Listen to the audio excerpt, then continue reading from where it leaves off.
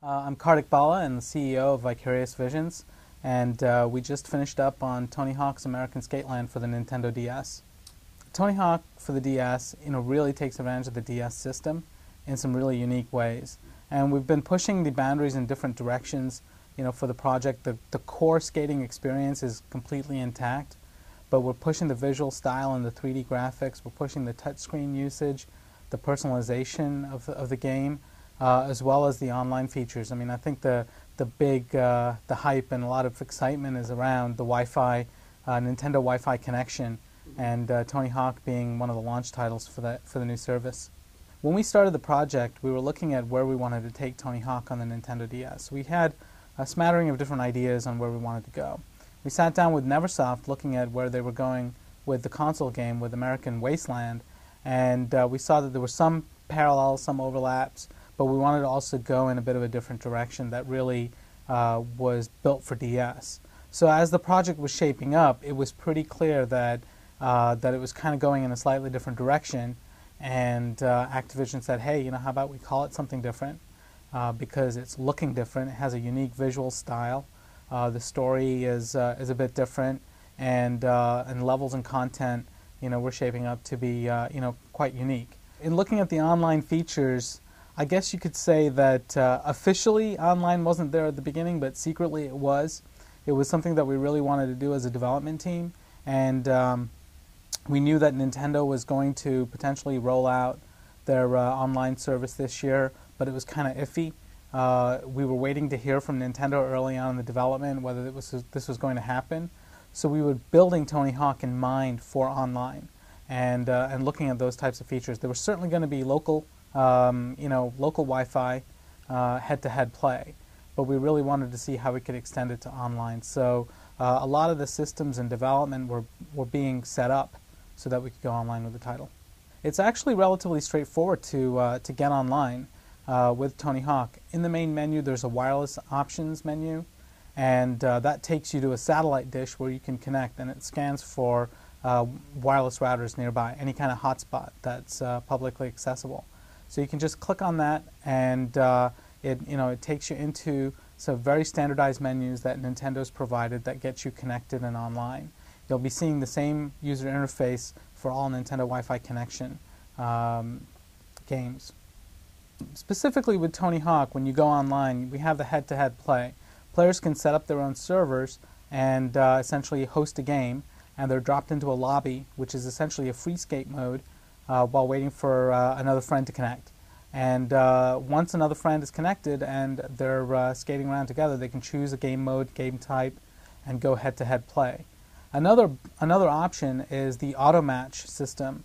So if you click on auto match, it instantly matches up you with another player of a similar skill level, and then you're going head-to-head. So Nintendo has designed a really intuitive friends list system, and you'll be able to build a list of friends that is stored on the Nintendo authentication server, and you'll be able to grow that list of friends as you play more games and get online. And if your friends are online, you'll see that, and you'll be able to connect to them. Being a first-generation title, we had a lot of ideas, and we didn't know how much we could get implemented, so we put as much as we could in for the first title. Technologically, I think all the features are there. It was really a matter of game design and new ideas that we were thinking up as we went along, and a number of those ideas made it in, and of course a number of them are on the cutting room floor, so maybe in the future you'll see some new things as well. But the game is jam-packed with different game modes and customizability of the feature set. You've got head-to-head play. That's a big part of online, but the American Skate-Land online community is the other half. And we have a website, americanskateland.com, that will be going live and near the game launch. And this site is going to handle global stat tracking among players worldwide. And players will be able to form their own skate crews and compete against other skate crews.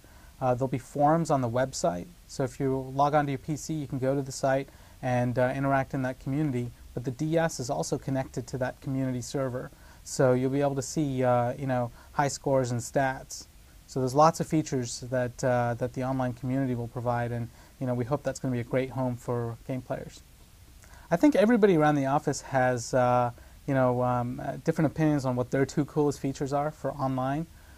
For me, I think that the custom art that you can create using the touchscreen, the custom graffiti and customizing your board art, and being able to upload that and having the whole world see all your art, and even download other people's art and trade, is a really great feature. And secondly, one of the big features that we haven't really talked much about that we'll be rolling out is downloadable content. So at VV, after we finished the game, we started working on new goals, new challenges that are going to be created, and we're basically stockpiling a whole bunch of new content that we're going to roll out over the next 6 months on a regular basis. So as time goes by, people will be able to download new challenges, within the existing levels, so that they can compete and be able to complete those challenges and have that be uploaded, to the site. So that new content is going to keep it fresh, and we think that's really new, for handheld gamers. At Vicarious Visions, we believe that online is really the future of handheld gaming, and we've really got a lot of great ideas for where we want to go. So we've got 3 new titles that are in development, which I can't really talk about, but 3 new titles in development for the Nintendo DS, and we're looking at online features for these future titles. So expect more features around head-to-head, more features around online community, and part of it is going to be the response that we get from gamers, and how much they get into it. And based on that feedback, and we listen to gamers a lot, and to figure out what we're going to do next year. So we'll see. We think that there's a lot of great potential in terms of expanding the gameplay experience. We also think that with handheld, especially a Nintendo Wi-Fi connection, makes it really, really easy for players to get online. So there's not much of a learning curve at all, and any open hotspot, people can hop online. So we're hoping that there's going to be a mass adoption of online players, and if we see that, then we're gonna make content for them.